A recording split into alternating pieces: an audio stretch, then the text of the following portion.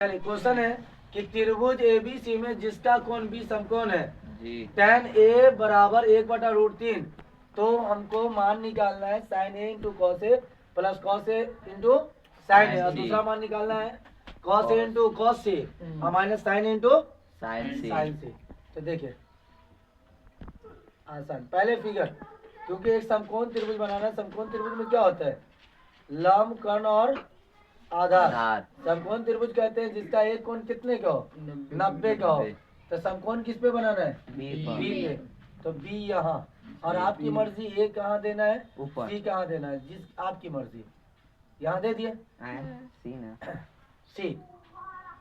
चलिए अब यहाँ देखिए दिया क्या हुआ है कि tan ए बराबर 1/√3। tan का अनुपात क्या होता है? लंब बटा आधार। लंब बटा आधार।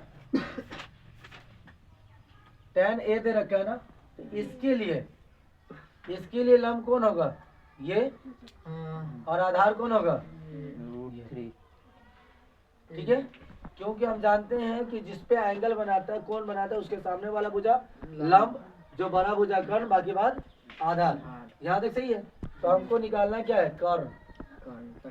कर्ण बराबर रूट अंडर लंब का स्क्वायर प्लस आधार का स्क्वायर। आधार का स्क्वायर। लंब कितना? 1 लंब 1 और √3 का √3 का होल स्क्वायर है ना जी। ठीक है, चलिए 1 का स्क्वायर 1 और प्लस √3 का स्क्वायर 3 मिल के कितना? 4 और 4 का 2 यहाँ तक ठीक है जी। यहाँ तक कोई दिक्कत तो बोलिए। नहीं हाँ नहीं ना, चलिए ठीक है। चलिए वीडियो बंद कर दो, कर दिए। चलिए यहाँ तक सही है ना जी। अब देखिए हमको निकालना वैल्यू है। पहला नंबर क्या दे रखा है? Sine A into cos C plus cos A into sine C. Sine C. चलिए इसका अनुपात, साइन का अनुपात क्या होता है? कर्ण लंब बटा कर्ण कर्ण। अब गुना आधार बटा कर्ण कर्ण प्लस आधार बटा कर्ण लंब बटा कर्ण अब प्लस गुना लंब बटा कर्ण। अब जो है ना, यहाँ से हमको मेन समझना है कि कब लंब होगा, कब आधार होगा, कौन कैसे होगा, ये देखना है। देखिए यहाँ ए है जी। किस पे? ए पे एंगल बनना है, तो इसके सामने वाला भुजा ये लंब होगा जी।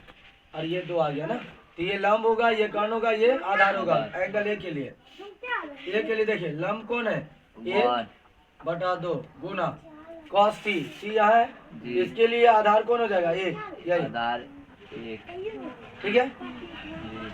इसके लिए आधार और ये कर्ण प्लस कॉस ए यहाँ, इसके लिए आधार कौन होगा? √3/2 इंटू गुने जी। कॉस साइन सी के लिए लंब कौन हो जाएगा? √3 हो जाएगा अब बटा 2। चलो तो ऊपर को ऊपर, 1 को 1 से गुना करें तो 1 और 2 को 2 से गुना करेंगे तो 4। √3 को √3 से गुना करें 3 और 2 को 2 से गुना करें तो 4। 4 का एलसीएम 4 1 प्लस 3, तो 4/4 कट के कितना? 1 आ गया। ये आ गया। दूसरा क्वेश्चन क्या है? cos a into cos c minus cos c minus sin a into sin c। देखिएगा ध्यान से जी। अनुपात हमारा सेम है जी। cos का अनुपात क्या होता है? cos का cos का आधार बटा आधार बटा कर्ण। आधार बटा